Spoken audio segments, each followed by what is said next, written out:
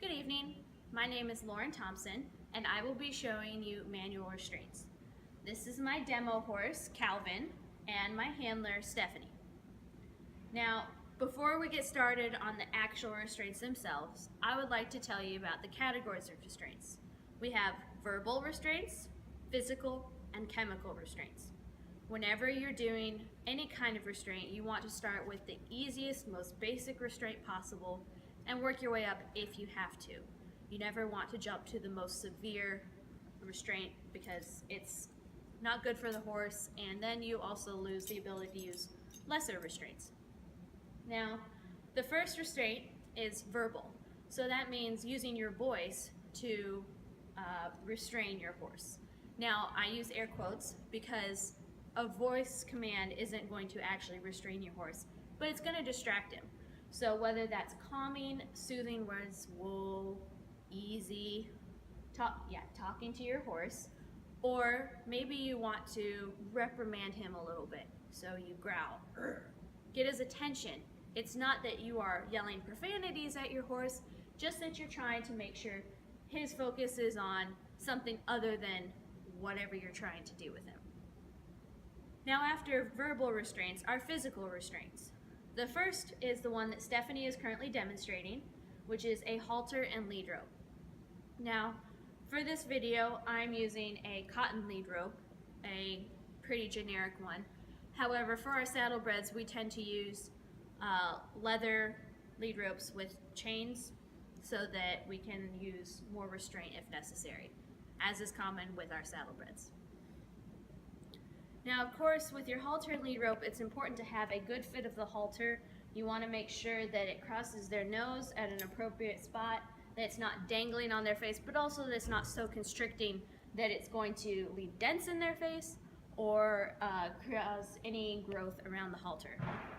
Also, with your lead rope, you want one that's not too long so that you have tons and tons of excess, and one that's not too short so that you don't have anything to hold on to. You want to make sure that you gather the excess lead rope in your left hand and hold onto the lead rope under the horse's chin with your right hand, as Stephanie is appropriately demonstrating. Now, I will show you a lead rope with a chain. This is pretty standard. You have a leather lead rope, which is usually put away in this form, and this is what I would call a medium length chain. You'll get some that are longer and some that are shorter. There are different ways that you can use a chain. The most common is to use one over the nose. The second most common is a lip chain. And what we rarely use, and is really more common in showing horses rather than restraints in everyday barn life, is under the nose. That's really only for showing horses such as halter.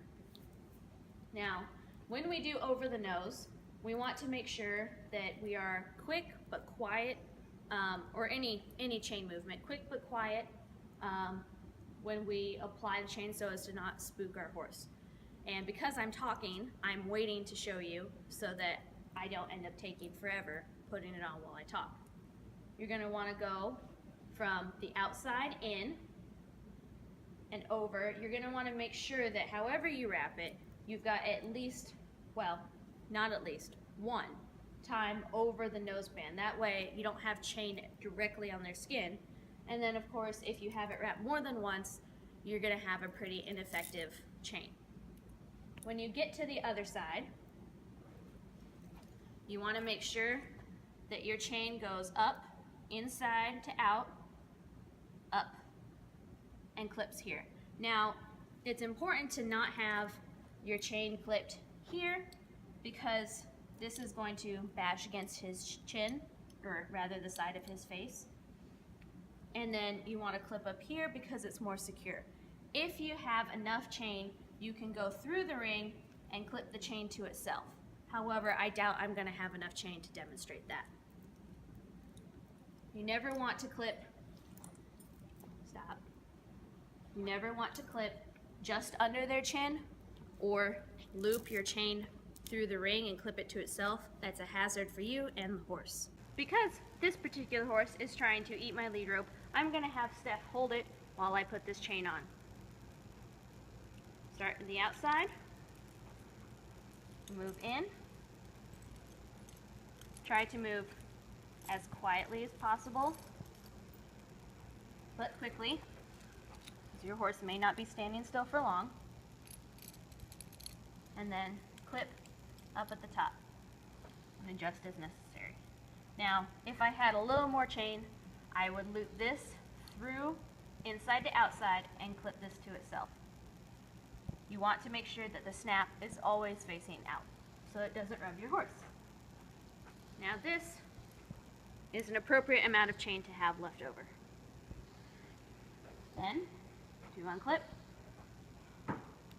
simply return the way you came, taking care to not let anything fall around or make unnecessary noise. Remember, this is to restrain your horse and not startle him. Then, of course, we have the lip chain or gum chain, which is next. Similar to our chain over the nose, we're going to go inside or outside to inside. You're going to go over and clip this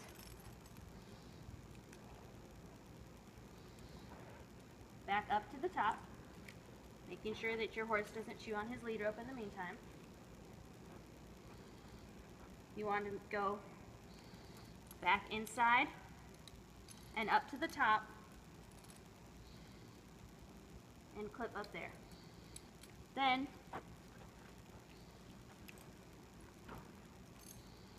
you will move the chain down over his nose,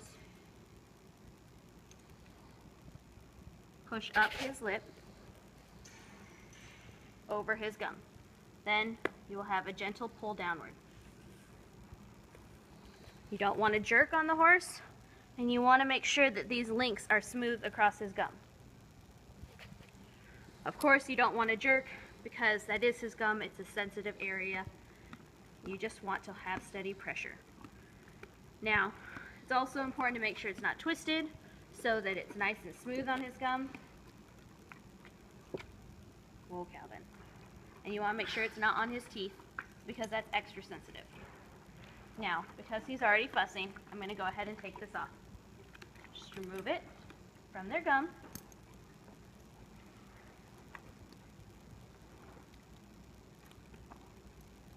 And again, quietly take the chain off.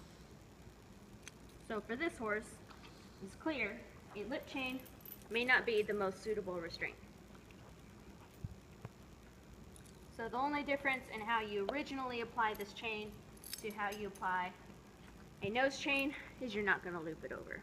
The reason that I don't want to clip the snap to the opposite side on his nose is because the snap could easily be pulled into his mouth, and that would be pressing against his gum instead of just the links.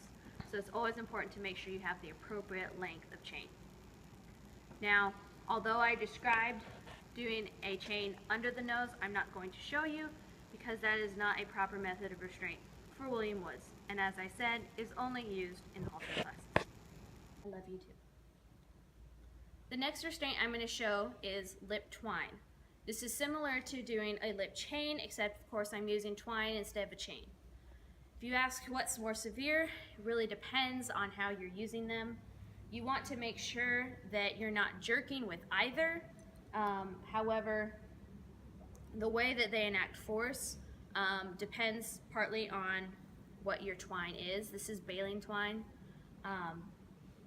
Because it is skinnier, it has less surface area, you could say that it is more severe.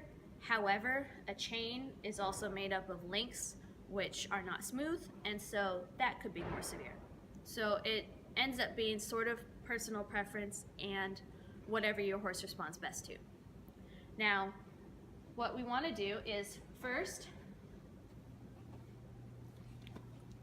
make sure your horse doesn't eat your twine. I want to come onto this side, the off side, whoa Calvin, and tie myself onto the opposite side nose ring. Now that my lip twine is attached, I'm going to move to the other side. I want to string my twine through before I perform the maneuver so that I'm ready to pull downward. Of course, I want to go from the inside to the outside so that I can pull down. He is, of course, wanting to eat my twine, which is going to help me when I try to pull it on, and then pull down. I want to make sure, just as with the chain, that my twine is up at the very top of his gums and not on his teeth. I'm pulling downward steady. The next restraint I'm going to show is a twitch. Now at William Woods we have our own twitches made from braided twine and an axe handle. There are other twitches you can use that have chains or that are called humane twitches, where you actually twitch the horse and then clip your twitch to their halter so that nobody has to hold it. It's important to keep in mind the length of your twitch. Hi, Calvin. You want to, or of the handle, you want to make sure that whoever's holding for you does not let go. A handle can be a serious weapon if somebody lets go. A long handle is nice because it keeps you farther away from the horse's face. However, if you let go, it's going to be even more dangerous than a short handle. Now, when applying a twitch, you have to keep in mind that it briefly will start cutting off circulation to their nose, and it'll cause a release of endorphins. It takes 2 to 3 minutes for the endorphins to release, and then you have about 10 to 12 minutes from when you put the twitch on to complete whatever work you're trying to get done. After that, you risk starting to cut off circulation too much to the lip, and it can get very painful, and the horse may suddenly snap out of the daze that they're in. Of course, when you get up to 15 minutes, you can cause permanent damage. When you're going to twitch a horse, you want to make sure that you have everything ready. So that means your hand needs to be in the twitch. You need to keep at least a finger out.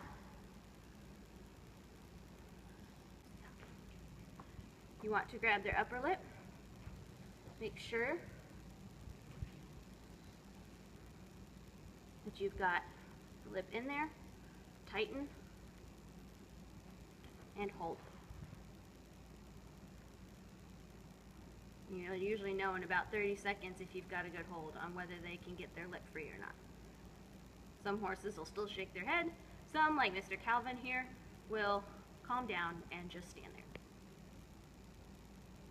And then to release, you want to wait for your horse to stop shaking his head, and you want to quickly release.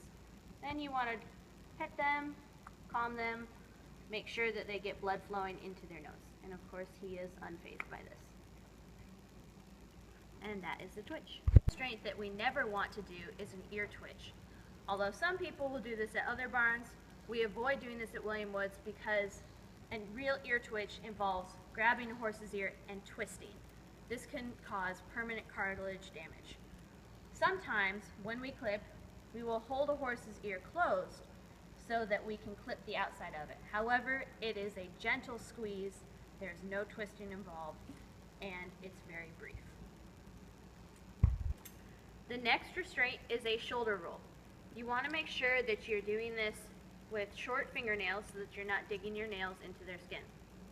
This maneuver is good for brief restraints and isn't intended to do any long period or severe restraint. So what I'm going to do is get skin here on his neck and roll. And then release. Basic restraint. The final physical restraint I'm going to show is a leg lift. Now, leg lifts are good usually when you're doing some kind of work on their legs, such as clipping or any kind of injections. Now, when you're doing a leg lift, you never want to hold the hind leg. They're stronger in that end, and it's way too easy for them to get their leg free and possibly kick you.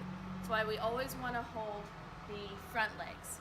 Now, if I want to do something with one of my front legs, the leg I'm going to hold is going to be on the opposite side. If I want to do something on one of my back legs, I'm going to hold the leg on the same side because horses can stand on diagonal pairs, and that'll force the horse to keep that leg down.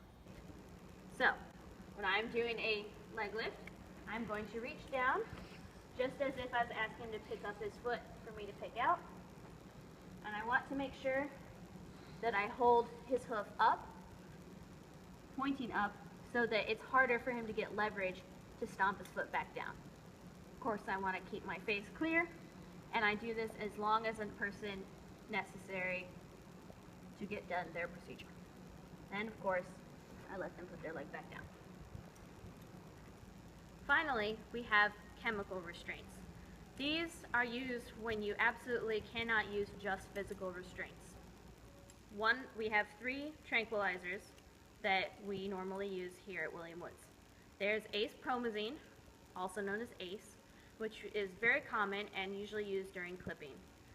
However, there is a side effect sometimes with male horses that they get penile prolapse and have trouble retracting their penis back into its sheath. Next, we have rompin, which is normally used with colic. And then we have dotomidine, also known as dimorphodin, which is used for more serious procedures. Now, with ACE and rompin, we use 1 to 4 cc's, and dotomidine, we use 1/4 to 1/2 cc's. And those are the restraints that we use here at William Woods. Thank you.